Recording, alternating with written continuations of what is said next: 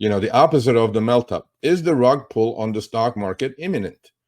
Is there going to be a rug pull like there was when month and a half ago, month ago? Memories are short, by the way. We have, like, as traders, we have to have golfers' memories. We need to just forget things that are going on and move on to the next one.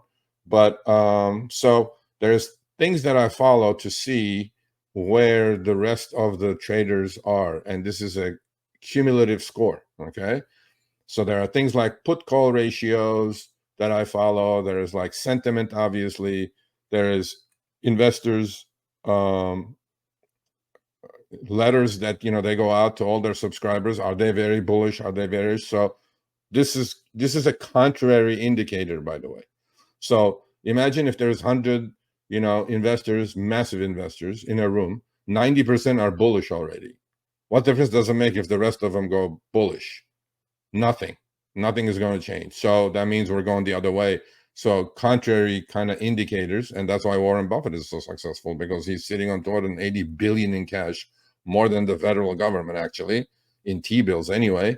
And he's like, okay, I'm just going to open my hands, and when the panic happens and the poop hits the fan, I'm going to just buy everything cheap, right? Okay, so he has his war chest ready. How's your war chest? Is it ready? So I look at sentiment, right? This is for longer term picture. This is not for day trading purposes, which I don't do anyway. Bullish sentiment is through the roof. I agree. So that kind of coincides with, everybody says it's going to melt up. I'm like, no, that's why I'm going, like, rug pull. Rug pull is about to happen. So watch out, people. U.S. equity futures positioning. This is big money we're talking here. We're not talking me here. U.S. equity futures positioning by investors, excluding market makers, which are always balanced anyway, hits a new record of 290 billion, the most on record. Look at that chart on the right, people. So when that thing is, like, on its butt, it's a market bottom. When that thing is up there, is market top. Look at this chart. Okay, look at 2021, right when we hit the pandemic. Look at that, like, little crash that happened, right? And then it got built up. And then when Fed started raising rates from 0 to 5, look what happened, right? So when it gets to that level, to the bottom of the chart on a scale, but look where we are now. So everybody is bullish. Everybody thinks we're melting up. Everybody thinks every day we're going to hit all-time highs. I'm like, I'm not buying any of that. So as a contrary trader, I know what I'm doing. So this is also twice as high as during the previous peak seen in early 2018 and 2020. So that's why I said, is this time different? That's why you follow macro. That's why you follow history. Is it different this time? Am I missing something here? I don't think so. Meanwhile, this is the killer for me. And a lot of people are going to get hurt when the rug pull happens. Meanwhile, U.S. households' stock allocation as a percentage of financial assets. Let me read this again. U.S. households' stock allocation as a percentage of financial assets hit a new record of 41.8% in Q2 2024. Investors are all in on stocks. 42% of someone's in the US on average assets are in stocks. That's an all-time high. So everybody's in. When everybody's in, is there more money to come in to keep pushing it higher? Isn't this like the bigger fool theory, right? It was exactly like this, by the way, in 2000 when the dot-com bubble was happening. All we needed to do is just find something, right? Find a fool to buy the stuff you bought yesterday at a super overpriced price at a better price than the day before. That was the game. We find something, throw a dart. Well, somebody's going to buy it from me higher tomorrow. Well, sure enough, that's what's happening now. Although in a much, smaller degree, not like those crazy days, but 42% is extremely high. And that chart on the upper right, inside the oval, going through the roof, when everybody's long, there's nobody else left to get there, because what is the market? Supply and demand, right? When everybody's already long, how do you, by the way, take profits? You got to sell to take a profit. Okay, granted, everybody has a profit. Wonderful.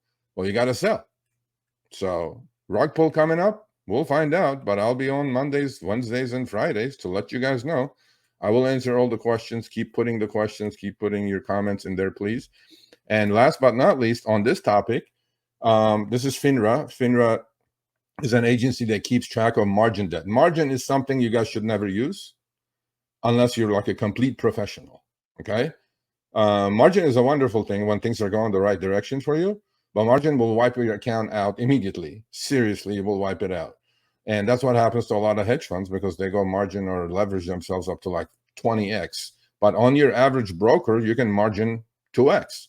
Meaning, if you have $1, the broker will, lend you $1. They'll charge you interest on it, of course. But then leverage is leverage, right? So this chart goes back to 2020, only 4 years. This is the margin debt, like how much margin exists in the United States, meaning people have borrowed money and bought stocks with it or bought indexes with it, whatever they bought.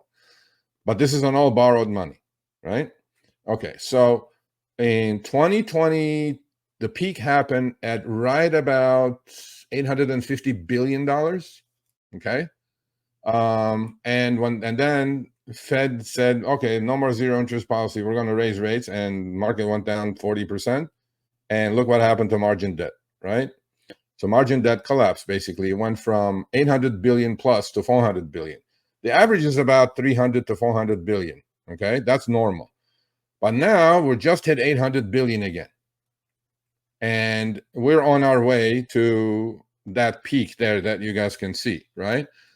Is this completely alarming to me? Not so much, but then leverage in the system has to get unwound. And when prices start going lower, what do you think is going to happen to these people? They're going to have margin calls and they're going to get sold out without them being able to do anything about it, right? Because the brokerage house is not going to let your account go into negative equity.